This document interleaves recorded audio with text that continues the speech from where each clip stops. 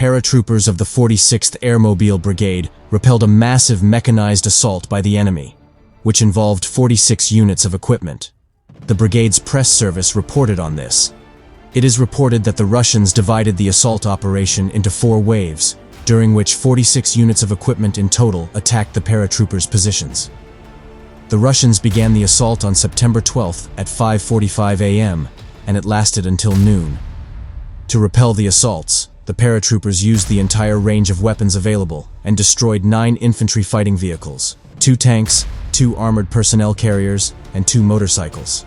In addition, 11 infantry fighting vehicles were disabled as a result of fire damage.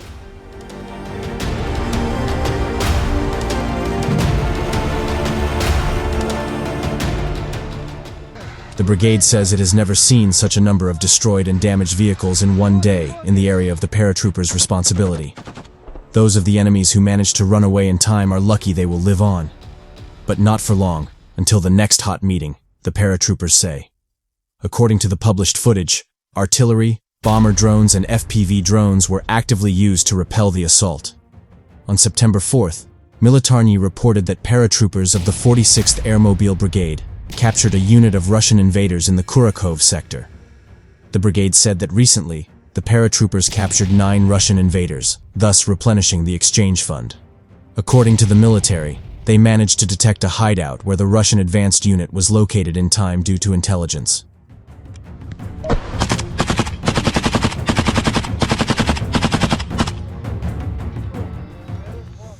On September 10th, Russian vehicles were hit during an armored group's offensive from the village of Kurakhove toward the village of Snagost. Deep state analysts reported that on September 10th, Russian troops in the Kursk region began active assault operations, moving armored vehicles first across the Seym River and then across smaller rivers. The analysts also presented footage of an armored Russian convoy moving from Kurakhove in the direction of Snagost. Ukraine has not yet officially commented on reports of counterattacks and Russian army advances in the Kursk region.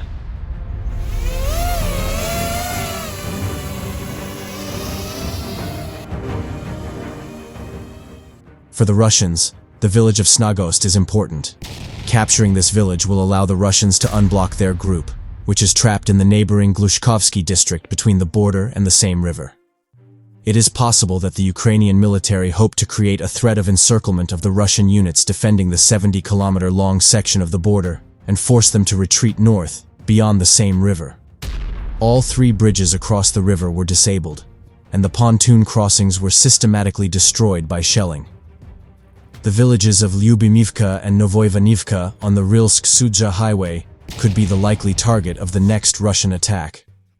Since the beginning of the hostilities in the Kursk region, Ukrainian paratroopers have captured 7 enemy tanks of various models.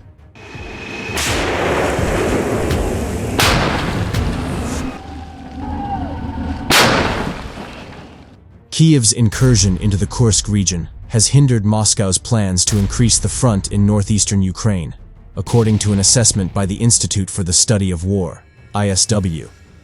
Ukraine's President Volodymyr Zelensky said Friday that Ukraine's operation, which was launched on August 6th, had prevented Russia from creating buffer zones along the border, including in Ukraine's Sumy Oblast, which borders Kursk. Zelensky said Moscow had wanted to launch major offensives to seize regional centers, likely referring to the regional capitals of Sumy and Kharkiv cities, between which there would be a much wider front.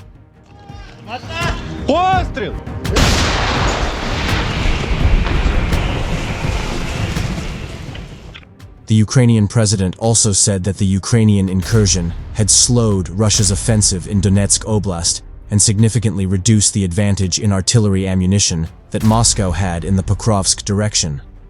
The Ukrainian incursion into Kursk Oblast has reportedly spoiled planned Russian offensive operations along the international border area, the ISW said on Friday, thwarting Russian plans to expand the area of active combat operations across a broader front in northeastern Ukraine.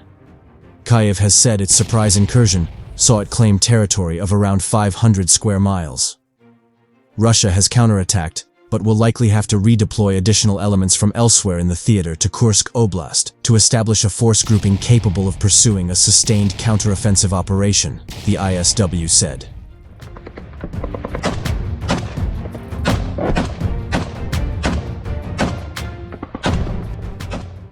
Russian forces have begun counteroffensive operations, attacking on the left flank of Ukraine's salient in Kursk Oblast, with elements of a handful of different airborne and naval infantry units, with some Russian and Ukrainian sources indicating that the Russians have regained some ground. The ISW's latest map marks how geolocated footage indicated Russia's capture of Snagost and advances east of the town of Kurakhove on Thursday, but it also noted Ukrainian gains south of Veseloye. The same day, Pentagon spokesperson Major General Patrick Ryder described Russian gains in Kursk as marginal.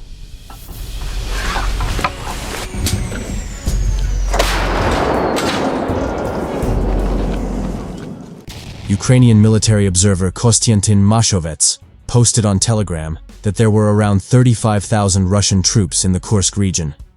But the ISW said that Moscow will very likely require even more manpower and material than Russia has already concentrated in the area, especially if most of the already committed units lack combat experience.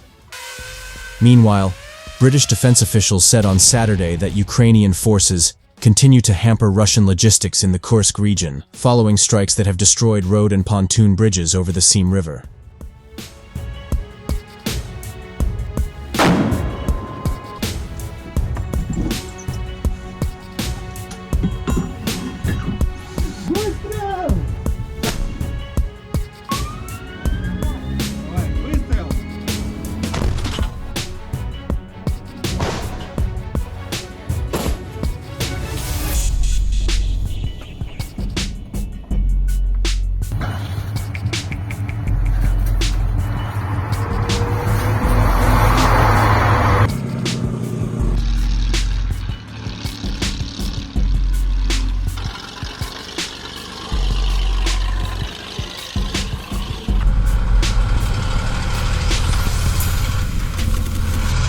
Да.